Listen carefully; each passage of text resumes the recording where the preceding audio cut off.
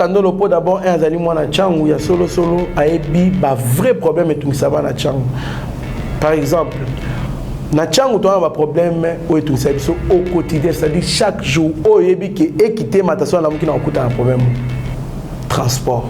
Il faut que beta makolo banda kinga ni ti quartier topé entre Petro Congo topé des bonhommes pose un transport décemment. Or, il doit y avoir une solution dans les Cambouana. On peut le faire aussi chez nous ici. Et ça, quand on a des facilités pour pas désenclaver Tchangou et puis des facilités pour détourner va bénéficier. Des détournements, et ça m'a kambouakala. Détournements, ça m'a kambouakala. Dans minute, vous ne pouvez plus parler de détournements. N'a pas exemple. N'a pas exemple. S'il vous plaît. N'a pas exemple. Balobaka, dans l'économie et le développement, l'aide internationale n'aide pas. Non, gouvernement central. Ouais, je vous dis, je vous informe. Gouvernement central, mais je vous informe.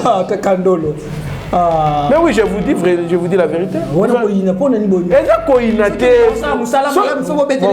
quand tu as espace Maman Marthe qui salue, tout c'est pas la honte. Espace maman Marthe Kassalto c'est pas la honte. Tout c'est pas la honte. Qui va ça mariage Joana. C'est beau. Là, coup de chapeau na Jacqueline Gobila. Merci beaucoup pour la mission d'Abino à vous la parole de ça qui vient qui est au Yambela Bino moi namboka trésor Kandolo azali moko ya ba cadre na 4 na ADC et azali pe candidat député national ou déjà liste na bango déjà ya parti ADC Bimaki. Sosane là on a plateau Kandolo bonjour. Bonjour moi namboka Dieu merci bien ba et c'est mon makasi pour na ko éviter ngai na émission na yo.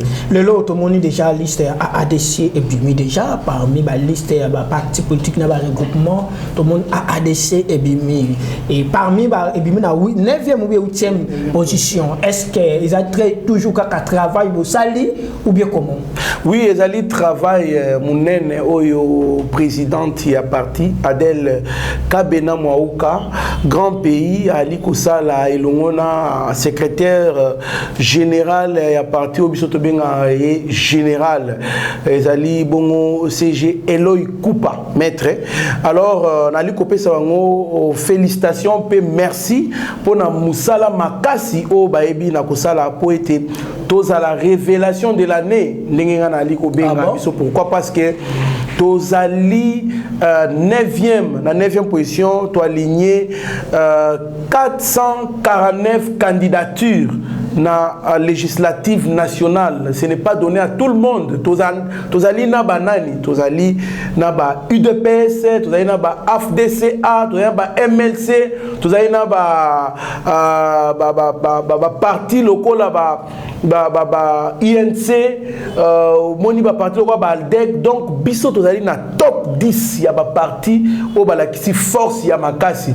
Donc tozali 93% ya candidature déposé bon donc allié sur Makasi. Voilà pourquoi c'est un grand travail. D'ailleurs ça c'est une 4e ou 3e étape pour aller au conflit parce que première étape est qui d'abord qui sa force na biso na sortie officielle, il y a Union Sacrée, où il y a un message à mon être du bon côté de l'histoire. Deuxième force, le 17 mai, où il va présenter qui va candidat député national, député professionnel, député, il y a municipalité devant Maman Adel Kabena, et qui sont la deuxième rue, ici, siège Nabiso Ali. Donc, Tokanga qui limité embouteillage à Kosakarate. Pourquoi? Parce que Moussala Makasi Salami, alors Oyo Boali Komona Oyo Kokokisase électoral paie avec un grand succès, c'est-à-dire 93%, Ezali Kolakisa. Niveau ya Moussala Oyo, présidente Adel Kabena parmi la liste, mais les problèmes Ezali jusqu'à beaucoup Bima. Mais les problèmes Ezali jusqu'au temps mais sur la terre travail aux à la comment parce que je vois que AFD Sabimi Liboso ML Sazali IDP Sazali nouvelle élan Sazali ensemble pour la République Sazali est-ce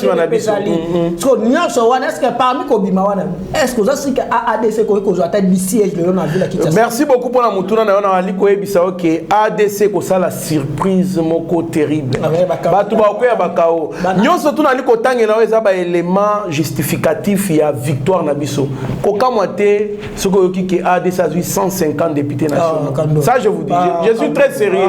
Au moni, Batu Oyo, ADC a recruté qui ont adhéré. Et Ali, ce sont des leaders d'opinion. Les leaders, il y a des coins et recoins. Ce sont ces gens-là qui ADC a recruté.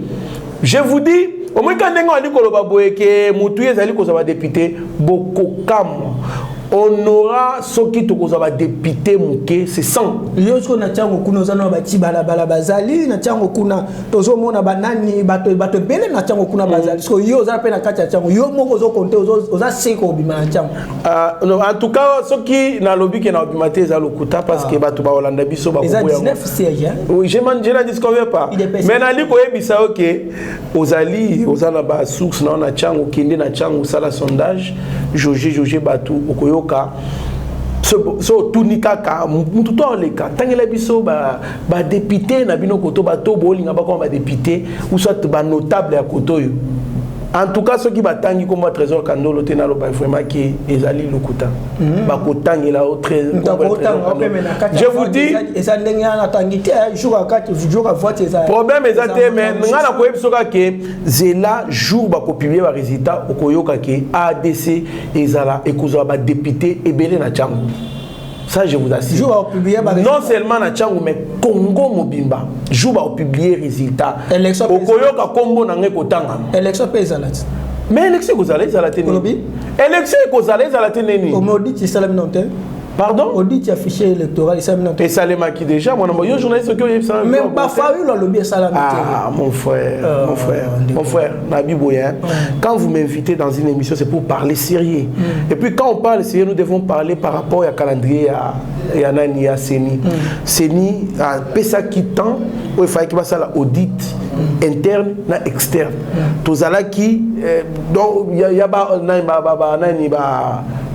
inspecteur bateau il fallait auditer auditeur interne et externe bayaki bango tout auditeur qui ont trouvé un travail impeccable féliciter qui peut nani président Denis Kadima. Alors comment vous me dites que auditer c'est audit citoyen s'il vous plaît audit citoyen on a Senko non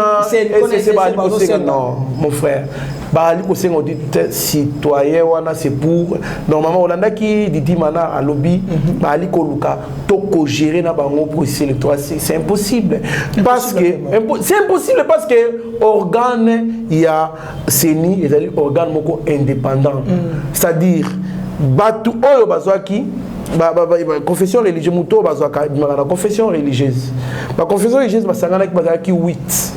Et puis, il y a qui n'a pas voté, il faut qu'il y ait tant de voter qui 6 va voter qui Denis Kadima, 2 va voter qui contre, qui n'a qu'un dans la banque. Mais ce qui s'est fait, c'est quoi? Vous n'avez pas statut de la confession religieuse, moko ali na voix moko. Alors, la majorité a gagné. Ils doivent accepter la dictature dans la démocratie. La démocratie, c'est aussi la dictature de la majorité. Ils doivent subir, ils doivent accepter. Mais Koya, qu'on s'y mixer dans les affaires de la CENI, Wana et Zali. Là, c'est minimiser effort et minimiser la constitution.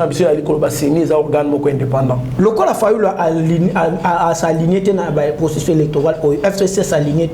Est-ce que les élections en 2023 vous a toujours crédible?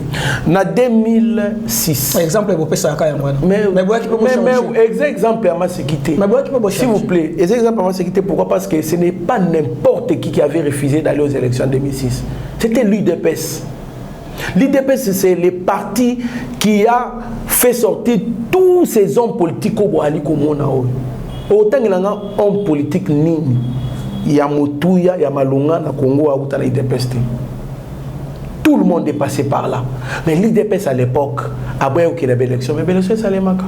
Kabila a été sorti, président de la République, et puis il a géré pendant 5 ans. Alors, comment est-ce que vous nous parlez de Martin Fayoulou ou peut-être à mon avis déjà qui a Kokisa CIT, c'est de recevabilité. Et si les Kokisa, il faut nous faire les Kokisa. 50 regroupements et quoi pourquoi pas? Est-ce que vous non s'il vous plaît pour la Kokisa c'est électoral, c'est une recevabilité, il faut vous à la Makassi parce que c'est national. Il faut vous avoir aligné les députés partout. Est-ce que Martin Fayoulou parti politique est implanté dans Kassai, implanté à Lubumbashi, ils ont implanté dans l'Est. C'est ça les questions que nous devons nous poser. C'est que ça t'est. Dans le lobby, il faut qu'on ait est-ce qu'ils allaient implanter. Si ils ont implanté, il y a aussi un problème, il y a moyen. Est-ce qu'il y a moyen de faire une caution à 500 candidats? Bon, il faut le Mozito foot, il faut la cocaté au foot. Mais vous comprenez, il faut un Mozito fille, ancien premier ministre. S'il vous plaît. À travailler, mais Mbongo, c'est autre chose. Mbongo, il y a yo moko kozanango, il y a kolia, ma famille est différent. Mbongo, il y a famille, il y a kosanango politique. Politique, ça demande beaucoup de moyens. Vous comprenez? Donc, comme nous avons par rapport au dossier qui est européen, il y a la ville à Kinshasa. Retour, il y a Godin Poyi. Dans la ville de province de Kinshasa. D'autres personnes, cours de cassation, cours constitutionnel, conseil d'État, sali la faveur, il y a favoriser Godin Poyi pour Ngobila. Le problème est qu'il faut que tout vivre dans la jungle.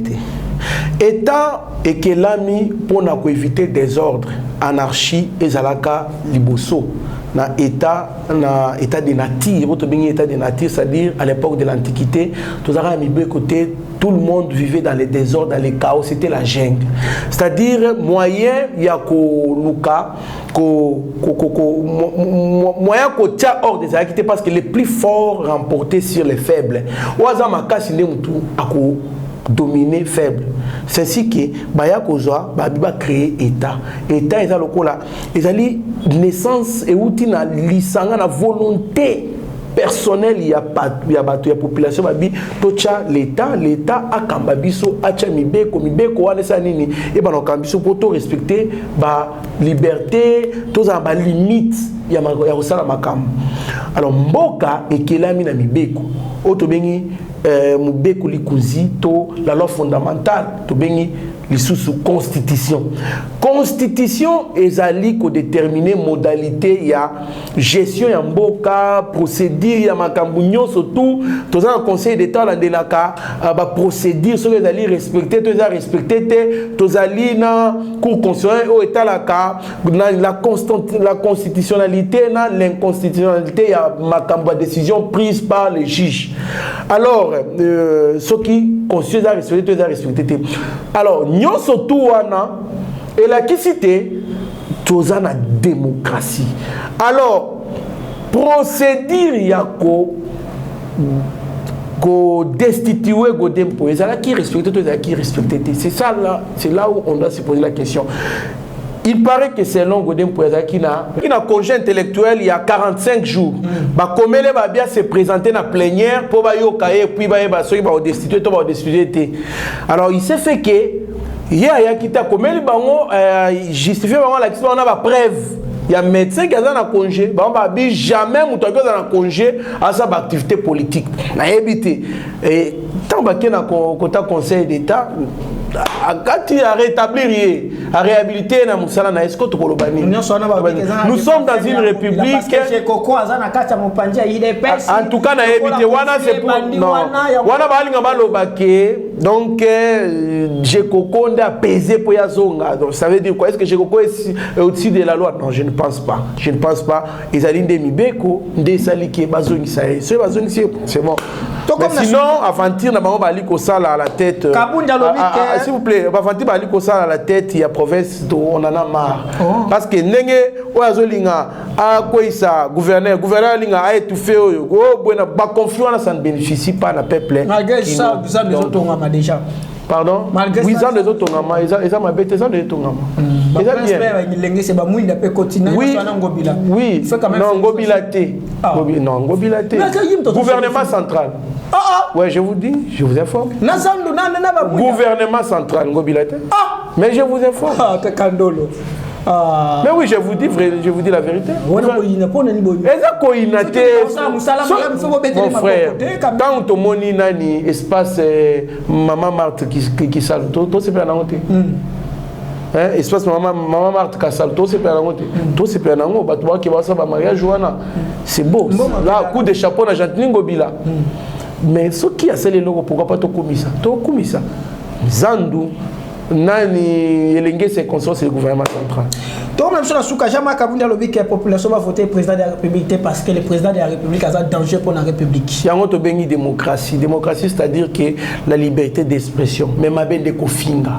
Ma bende ko sala ko ko na ba ba diffamation, ba chantage, ba imputation dommageable. Alors on les a avis na he. Mais il y a raison nini. Mamba lobby on est que yo ça c'est a raison. Avec toutes ces infrastructures ali ko bota maloko ma ebozo mona ngote. Avec les efforts que le chef de l'État est en train de fournir, au moins, les agents, ils vont combien? Les gens combien d'agents et fonctionnaires de l'État? Aux hommes, ils ont effort à le budget, combien? La gratuité de l'enseignement. Voilà pourquoi j'ai dit, nous sommes plus de 100 millions d'habitants. Et vous voyez bien qu'il y a faible nombre de bateaux basala comme ça na service à l'État.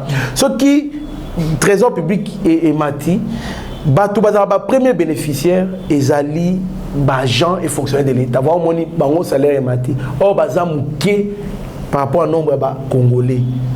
Il y a 95% des Congolais sont au chômage. Comment 5% on a tabamati bon to ressentir na République to sentir mais Bissognon, maintenant nous bénéficions à travers Kokita et avion, par exemple. Le logo qui est en Mbujima, c'est $110.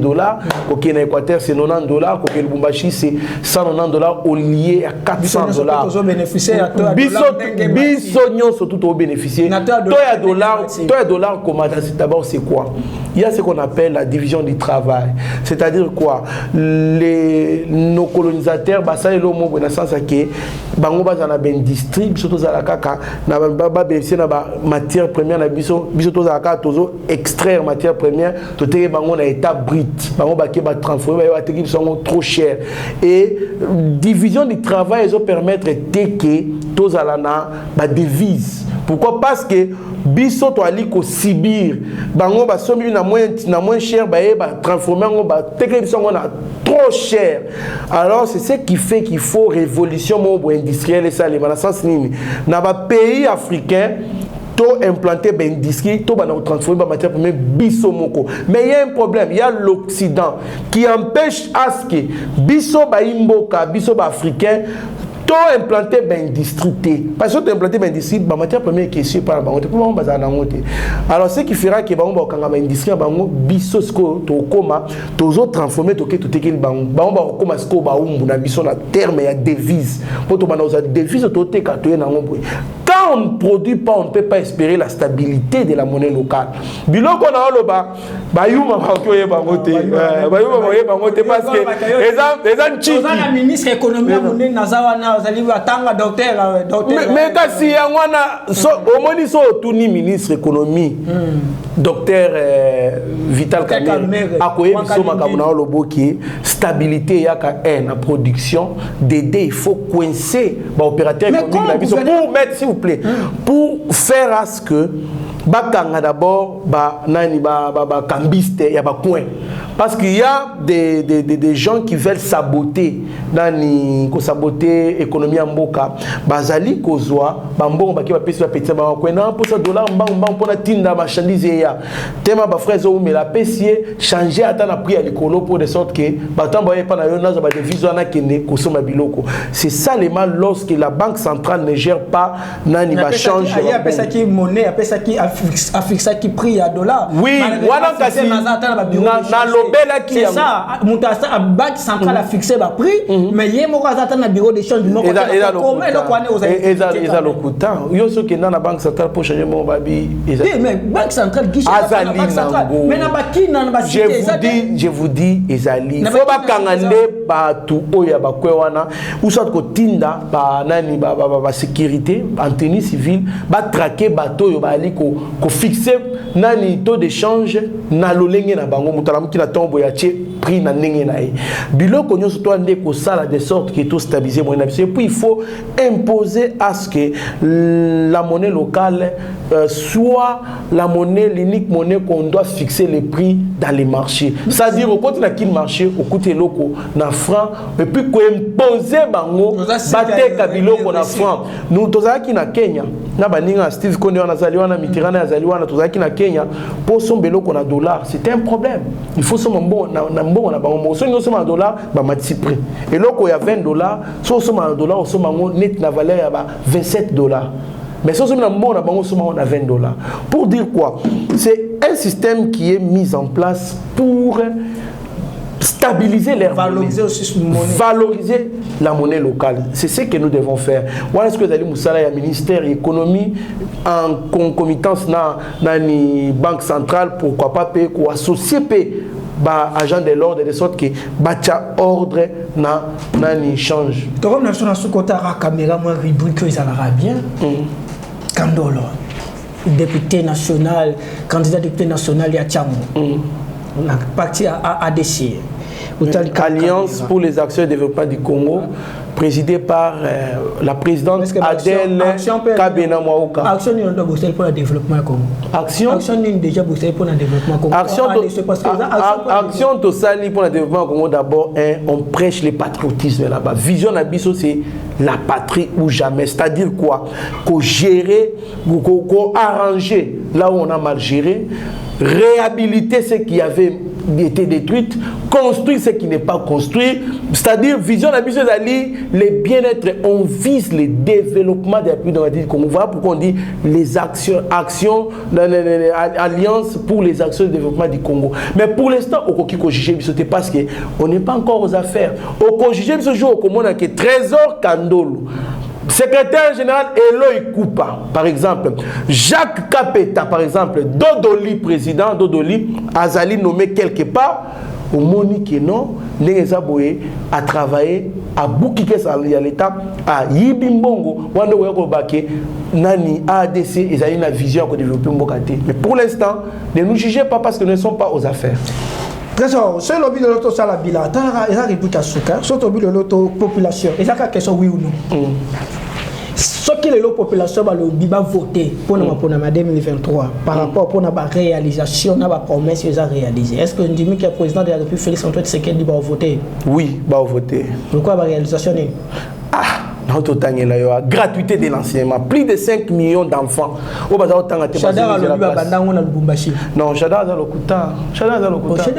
est-ce que s'il faut couper ces exemples, s'il faut couper ces exemples, il y a coupé ça par homme politique, couper ces exemples à Chada. Oui, puis comment oui, puis vrai non aïe. Chada. Coup sur coup. Oui, pourquoi bien un coup sur coup?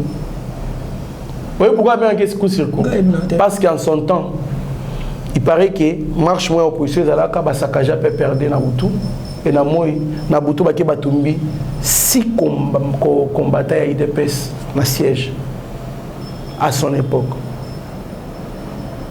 Ce nous peut exemple à Chadarité. Mais il y a le vide dans cinéma Kabila Mutabanda. Lokuta mon frère tangela ka s'école oyo ba tango feli. Aux journalistes d'investigation, c'est trop vague. Tangelanga école, Tangelanga kasi école, ceux qui vont construire école à Pamba na Kinshasa à 18 ans va construire école moko. Tangelanga école va construire.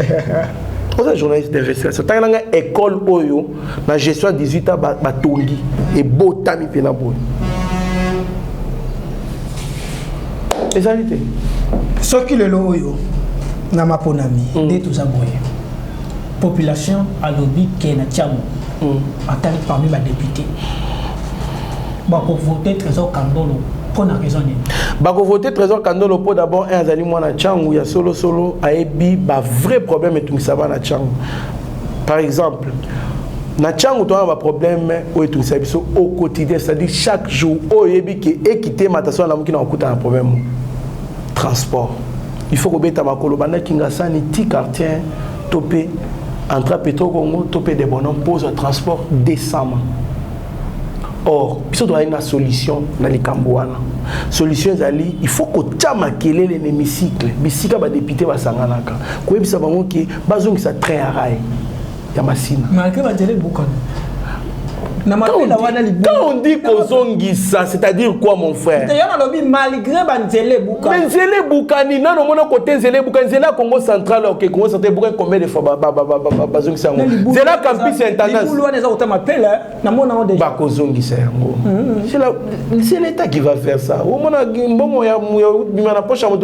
C'est l'État congolais qui va faire ça. Bazongisa train. Donc, objectif la mission Zali, Toke Kuna, Tocha Makele, Bazongisa train à Massina.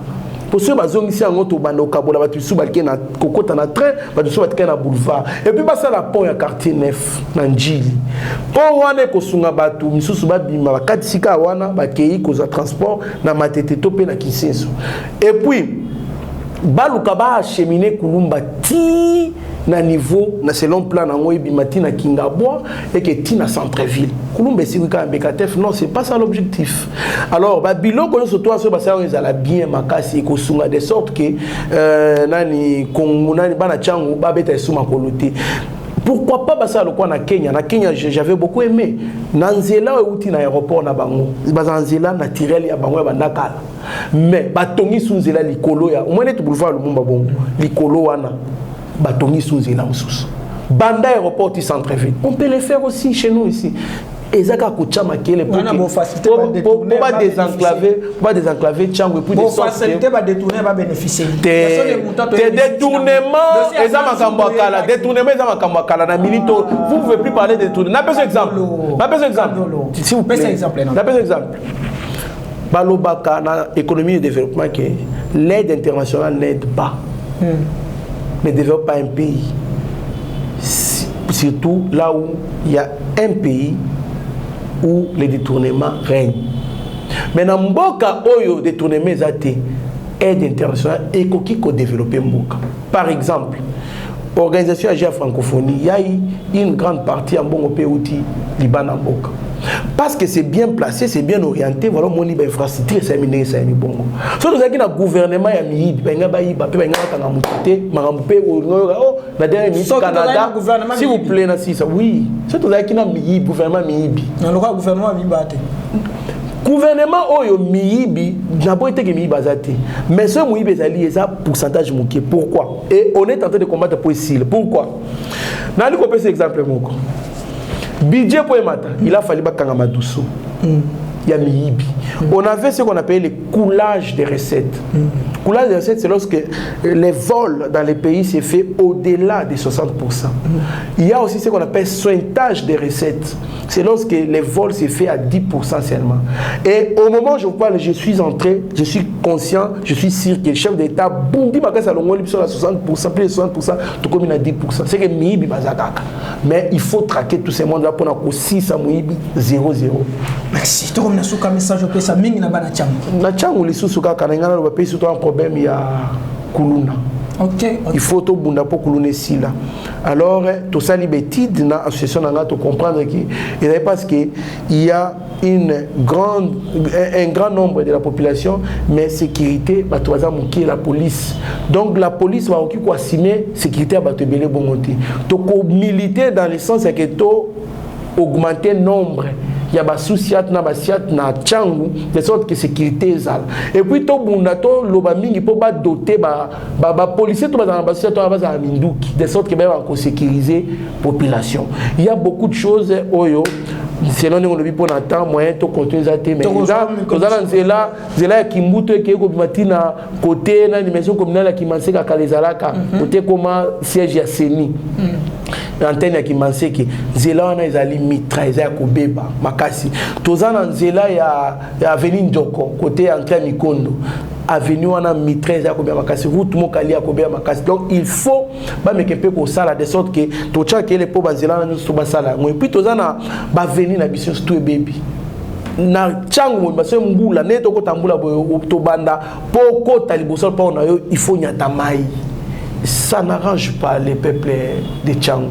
Alors, Tiangwana toko loba mingi de sorte que bâtir la bangota ba makadam na ba veni, ndenge bâtir na ba ngiringiri ba limiter tout monde bâtir ba matete à na kaleza ka asphalté partout. On peut aussi le faire na Tchangou, bâtir ba na Tchangou ba makadam ba ça ba caniveau pour maïwana etelinga na télé bossa pa on a biso. Donc ce sont des choses biloto kota pourquoi pas la sociale ya ba na Tchangou, de sorte que biloko kita biloko belé ba ça la programme ya agriculture industrialisée de sorte qu'on puisse produire en grande quantité pour Banachang se retrouver. Donc c'est un peu ça mon amour. Message à moi là. Merci beaucoup na koyebisa.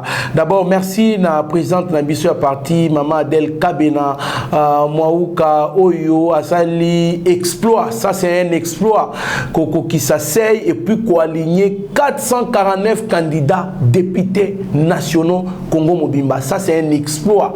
Je dirais même la révélation il y a processus électoral Oyo. Mais on n'en parle pas. Un parti qui a juste une année et demie, mais qui parvient à aligner Tozani na député national en fonction, ni ministre en fonction, Tozana mandataire, Tozana moutouté, juste les cotisations des membres, n'a pas effort personnel, il y a présidente à parti, la secrétaire générale. Non, coup de chapeau à vous et merci na ba compatriotes de ya ADC na bo sente bana Tchangou. Boyebake Tchangou ya bana Tchangou yo sukaka akuna. Tchangou telema slogan to ali nango pe Ubuntu. Ubuntu est un slogan toko tambouissa toko sa nango campagne biso. Ubuntu ça veut dire l'intérêt communautaire. Tu ne peux pas être dans la joie pendant que ton voisin est en train de souffrir. Boni boni yo ali kolia okoboa kabilei pendant que voisin na yo ali kola lanzala.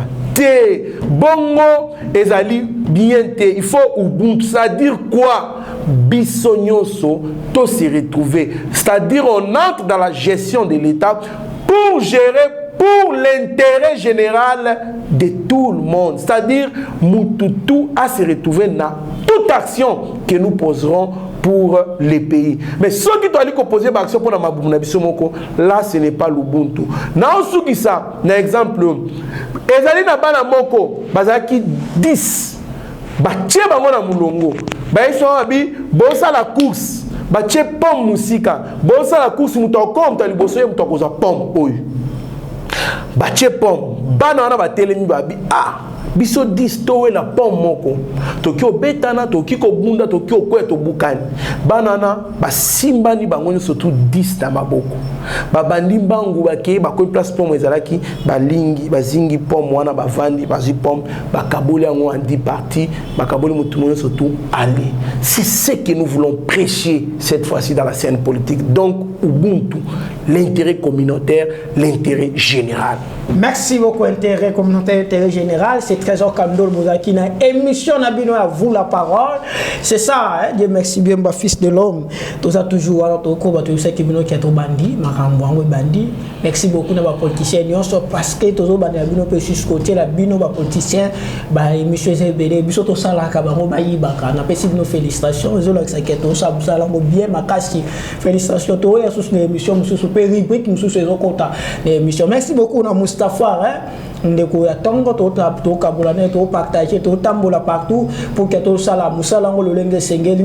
Merci beaucoup na bande konoso bala na biso pe na ba réseaux sociaux vous a tellement belé maman grâce na Londres na pesi binombote. Dieu merci bien batoza wana bebenga biso so na besoin émission obengi biso toujours à vous la parole, ils a toujours à marche. Merci beaucoup.